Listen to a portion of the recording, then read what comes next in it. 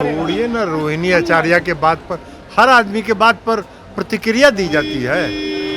अब रोहिणी आचार्य कितनी गंभीर है, उस पर प्रतिक्रिया देना कोई जरूरी नहीं। तेजस्वी यादव जी को यात्रा करने दीजिए, पूरा घूमे, कोई रुकावट नहीं है। इस राज्य में किसी को कोई रुकावट नहीं है, सब यात्रा करें, अंतोगत्वा मिलेगा लड्डू। देखिए, बिहार की राजनीति में इन दिनों फिर से ये चर्चा बड़ी तेज है कि नीतीश कुमार क्या करेंगे। मतलब उनके पलटने की चर्चा, एक बार फिर से महागठबंधन में जाने की चर्चा बड़ी तेज है। कारण है कि जिस तरीके से तेजस्वी यादव से उनकी मुलाकात हुई, हालांकि उसके बाद जेपी नड्डा के मौजूदगी में नीतीश ने जो बातें कही कि वो किसी भी कीमत पर अब महागठबंधन में नहीं जाएंगे, लेकिन सवाल लगातार इस पर उठ रहे हैं। अब लालू प्रसाद यादव की जो बेटी हैं रोहिणी आचार्य, उन्होंने इस पर एक टिप्पणी कर दी थी, जिसके प्रतिक्रिया में ललन सिंह ने काफ़ी कुछ कहा है। ललन सिंह पहले तो नाराज हुए, ये भी कहा उन्होंने कि ये हर बात पर प्रतिक्रिया नहीं ली जाती है और प्रतिक्रिया लेनी ही है तो वैसे नेता के बारे में पूछिए, उनके बयान के बारे में पूछिए जिनका कोई मायने हो। रोहिणी आचार्य कौन है, सुनिए क्या कुछ कह रहे हैं ललन सिंह। कुमार जी ने एक बार फिर से कहा है कि हम इधर उधर अब नहीं जाएंगे, एनडीए के साथ ही रहेंगे, लेकिन उस पर रोहिणी आचार्य ने कहा है कि झूठी कसमें झूठी वादा जो है वो विश्वास करेंगे। छोड़िए ना, रोहिणी आचार्य के बात पर हर आदमी के बात पर प्रतिक्रिया दी जाती है। अब रोहिणी आचार्य कितनी गंभीर है, उस पर प्रतिक्रिया देना कोई जरूरी नहीं है।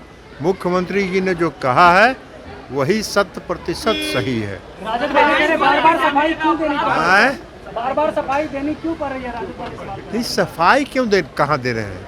सफाई कहाँ दे रहे हैं? 2 बार गए, उनके साथ गलती हुई, उन्होंने कहा तो गलती स्वीकार करना सफाई थोड़ी देना होता है। लेकिन आधार कार्ड के इनरोलमेंट के लिए सर। हाँ, तो आधार कार्ड के इनरोलमेंट के लिए आप देश के नागरिक हैं कि नहीं, ये बताइएगा ना। कि किसी को भी आधार कार्ड बना दिया जाएगा। तेजस्वी यादव यादव जी को यात्रा करने दीजिए, पूरा घूमे, कोई रुकावट नहीं है। इस राज्य में किसी को कोई रुकावट नहीं है, सब यात्रा करें, अंतोगत्वा मिलेगा लड्डू। अपराध पे सवाल खड़ा कर रहे हैं तेजस्वी यादव लगातार। तो बिल्कुल स्पष्ट है, जिस तरीके से जदयू के नेता इन दिनों बात कर रहे हैं, उसे देखकर, उसे सुनकर तो ये नहीं लगता कि जनता दल यूनाइटेड में किसी तरह की कोई बातें उस तरह की चल रही हैं कि महागठबंधन में दोबारा जाना है या नहीं जाना है। लेकिन सब के बावजूद ये सवाल जरूर उठता है कि आखिर नीतीश के मन में चल क्या रहा है और क्यों ना उठे। जिस तरीके से नीतीश कुमार की पृष्ठभूमि रही है, नीतीश कुमार, आपको याद होगा, जब इंडिया गठबंधन में आने वाले थे उसके 15 दिन पहले वो इंडिया गठबंधन के सभाओं में ये कहते घूम रहे थे कि चाहे जो हो जाए अब उधर नहीं जाना है, इंडिया गठबंधन को मजबूत करना है। लेकिन उसके 15वें दिन ही नीतीश ने पलटी मार दी और नीतीश कुमार एनडीए के साथ चले आए। हालांकि ललन सिंह बड़े दावे के साथ कह रहे हैं, और ललन सिंह फिलहाल केंद्र में मंत्री हैं, नरेंद्र मोदी के बेहद करीबी हो चुके हैं, अमित शाह के बेहद करीबी हो चुके हैं।